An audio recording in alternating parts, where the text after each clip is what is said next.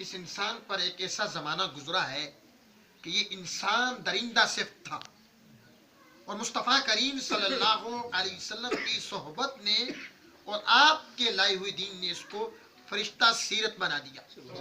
اور یہ وہ انسان تھا جو غلامی کی چکی میں پس رہا تھا، رحمت کونین صلی اللہ علیہ وآلہ وسلم نے اس کو کمال کی اوج ثریا پر پہنچا دیا۔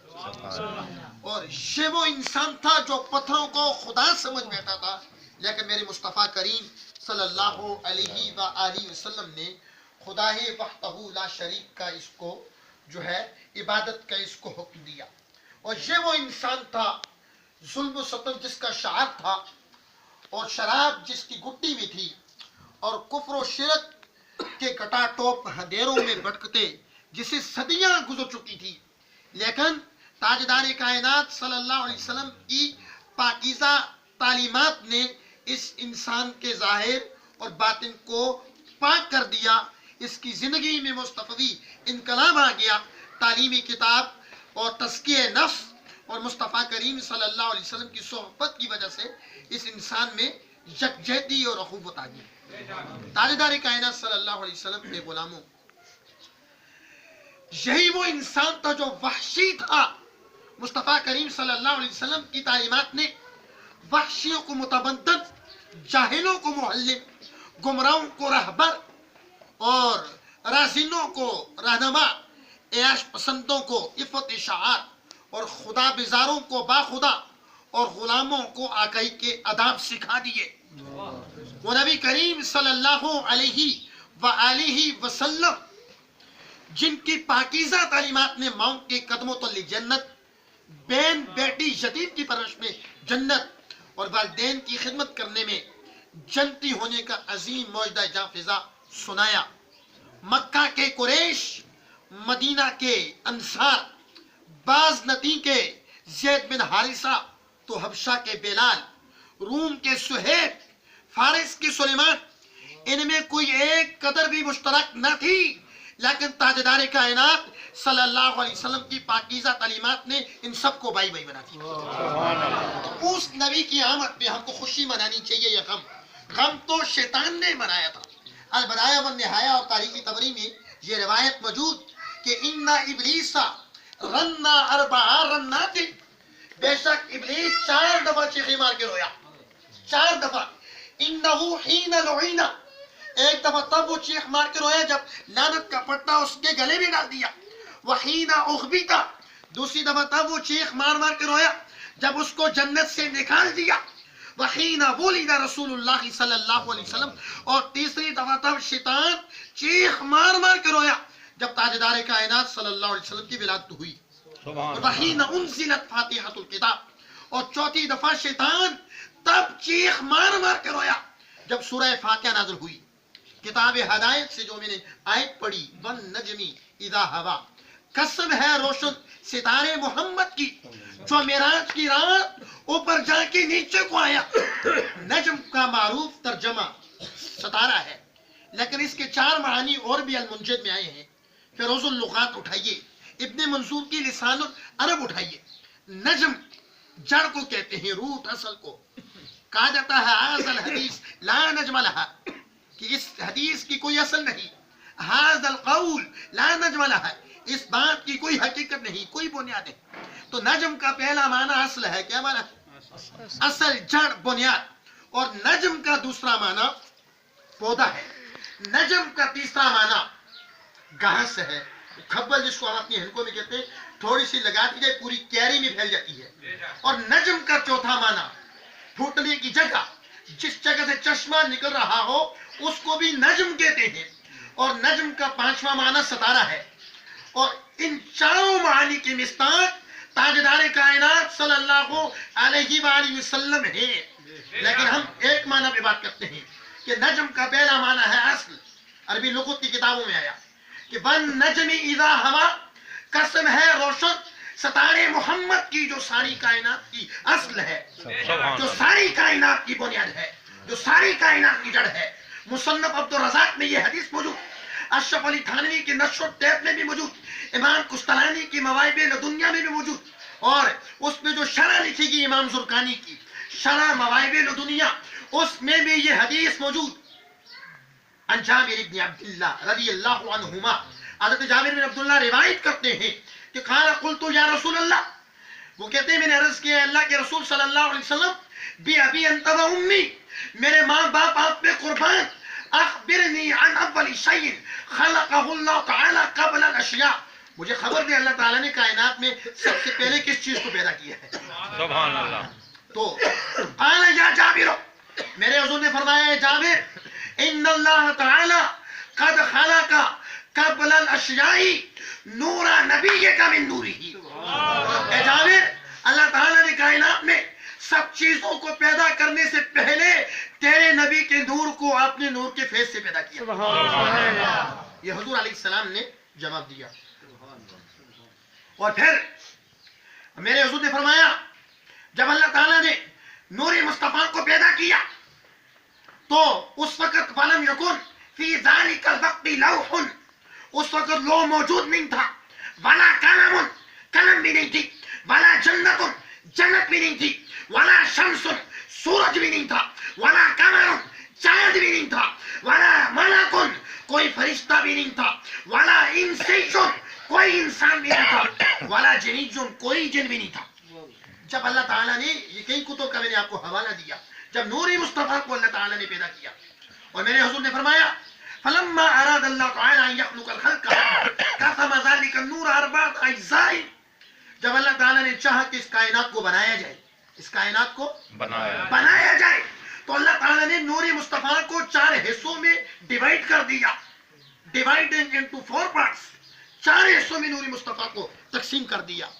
جناب حاجی ریاست صاحب، فخلق من الاول، تو جب نور مصطفیٰ 4 حصوں میں تقسیم ہوا تو فخلق من الجزء الاول القلم، نور مصطفیٰ کے جزء اول سے اللہ تعالیٰ نے قلم کو بنایا، جزء اول سے.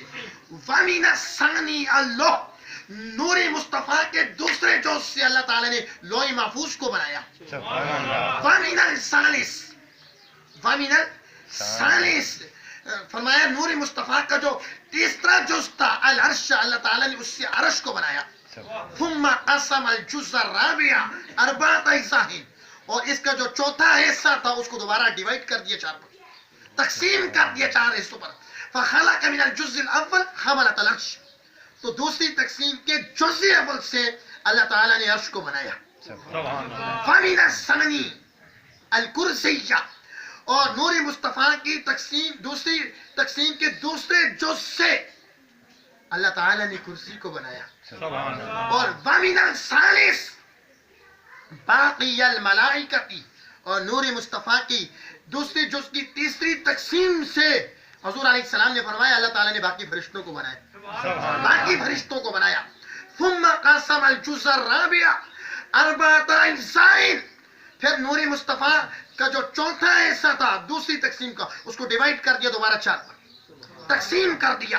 تو فخلق من الاول السماوات، اور اس کے جزء اول سے اللہ تعالیٰ نے تیسری تقسیم کے جزء اول سے اللہ تعالیٰ نے 7 آسمانوں کو بنایا.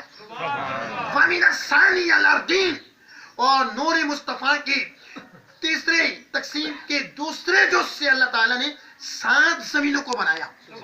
یہ حضور علیہ السلام کی حدیث ہے لوگوں.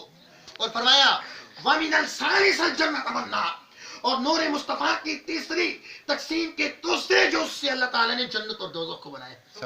تو ساری کائنات کی اصل مصطفیٰ ہے، ساری کائنات کی بنیاد مصطفیٰ ہے، ساری کائنات کی جڑ مصطفیٰ ہے. سائنسدان بگ بگ تھیوری کے قائل ہیں، لیکن ہمارا اسلام یہ کہتا ہے کہ اس کائنات کی اصل بنیاد جڑ مصطفیٰ کریم صلی اللہ علیہ وسلم. تاجدار کائنات صلی اللہ علیہ وسلم کا کلمہ پڑھنے والوں، سردیوں کا موسم ہے، مجھے بھی سردی لگتی ہے صبح کے وقت، شام کے وقت، یہ قاری اورنگزیب صاحب کو بھی لگتی ہے، آپ کو بھی لگتی ہے.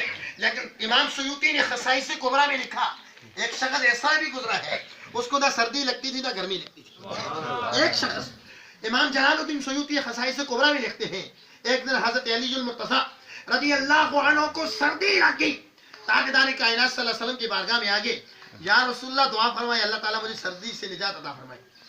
سردی لگی تو حضور علیہ السلام ان کے لیے دعا کی، اے اللہ علی کو سردی سے نجات عطا فرما اور گرمی سے بھی نجات عطا فرما.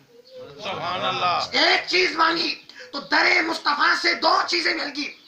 امام سیوطی لکھتے ہیں خصائص کبریٰ میں، سردیوں کا موسم آتا مولا علی باریک لباس پہن لیتے، گرمیوں کا موسم آتا مولا علی گرم کپڑے پہن لیتے، اس لیے کہ مصطفیٰ نے دعا دے دی تھی آج کے بعد نہ تجھے سردی لگے گی نہ گرمی لگے گی. تاجدار کائنات صلی اللہ علیہ وسلم کے غلاموں، آپ حج کرنے جائیں، ایک پتھر ہے جسے مقام ابراہیم کہتے ہیں، اس پہ ابراہیم علیہ السلام کے قدموں کے نشانات موجود ہیں، قدموں کے نشانات. اور آج کتنا عرصہ گزر گیا؟ تقریباً 4000 سال گزر گئے. ابراہیم علیہ السلام نے اس پتھر پہ کھڑے ہو کے جب کعبۃ اللہ کی تعمیر کی، اس کے بعد اس کی مزدوری مانگی تھی. قرآن مجید پارہ نمبر 1 میں وہ الفاظ ابراہیم علیہ السلام کے موجود ہے، ربنا وابعث فیہم. وہ اس پتھر پہ کھڑے ہو کے ابراہیم علیہ السلام نے حضور علیہ السلام کو مانگا تھا. ابراہیم علیہ السلام کے قدموں کے نشانات 4000 سال گزر جانے کے باوجود آج بھی موجود ہیں، موجود ہے. ارے ذہن میں سوال آیا کہ ابراہیم تو ریتلی زمین کے رہنے والے تھے، ہزاروں سینکڑوں لاکھوں پتھروں پہ قدم رکھے ہوں گے، لیکن کسی اور پتھر پہ ابراہیم کے قدموں کے نشانات موجود نہیں. ایک پتھر حرم کعبہ میں ایسا بھی موجود، 4000 سال گزر گئے، ابراہیم کے قدموں کے نشانات موجود ہیں. کیوں؟ تو اللہ تعالیٰ نے جواب دیا، ابراہیم تو ریتلی زمین کا رہنے والا ہے، تو نے تو لاکھوں پتھروں پہ قدم رکھے لیکن کسی پتھر پہ تیرے قدموں کے نشانات موجود نہیں. لیکن جس پتھر پہ کھڑے ہو کے تو نے میرے مصطفیٰ کے میلاد کی دعا مانگی تھی، جس پتھر پہ کھڑے ہو کے تو نے مصطفیٰ کو مانگا تھا، دنیا ختم ہو جائے گی لیکن تیرے قدموں کے نشانات ختم نہیں ہوں گے، اس لیے کہ تم نے اس پتھر پہ کھڑے ہو کے ولادت رسول کی دعا مانگی. اللہ اکبر. یا رسول اللہ. تاجدار کائنات صلی اللہ علیہ وسلم کے غلاموں، میں الحمدللہ 6 زبانوں میں تقریر کرتا ہوں، اب تقریر ختم کر رہا ہوں. ابھی 23 تاریخ کو آپ کے ہری پور میں میرا علماء مشائخ سے آدھا گھنٹہ عربی زبان میں خطاب ہزارہ میں 23 تاریخ ہفتے والے دن ممتاز ہاشمی صاحب کے. تو اب اور آپ کو لفظ امی کی ڈیٹیل بھی میں آپ کو بتاتا، اور مینار اور اثر پہ بہت زیادہ گفتگو کی جا سکتی ہے لیکن وقت کی کمی ہے. ایک روایت اور سن لیں. نبی کریم صلی اللہ علیہ وسلم کے آج کل بہت سارے لوگ نور کا انکار کرتے ہیں، حضور کی بشریت بھی نور ہے. نور مصطفیٰ تو ہے ہی نور، لیکن بشریت مصطفیٰ بھی نور ہے. وہ کیسے؟ جب اللہ تعالیٰ نے مصطفیٰ کریم کا خمیر بشری تیار کرنے کا پروگرام بنایا تو اللہ تعالیٰ نے جبرائیل سے کہا، جبرائیل جنت سے جاؤ، جس جگہ روضہ رسول ہے وہاں سے مٹی اٹھا کر لے آؤ، اور ادھر جنت سے ایک ٹکڑا روضہ رسول والی جگہ بھیج دیا.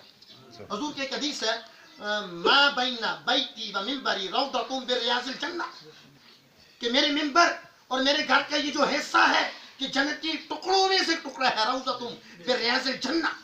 ادھر اللہ تعالیٰ نے جبرائیل کو بھیجا کہ جاؤ روضہ رسول والی جگہ سے مٹی اٹھا کے لے آؤ.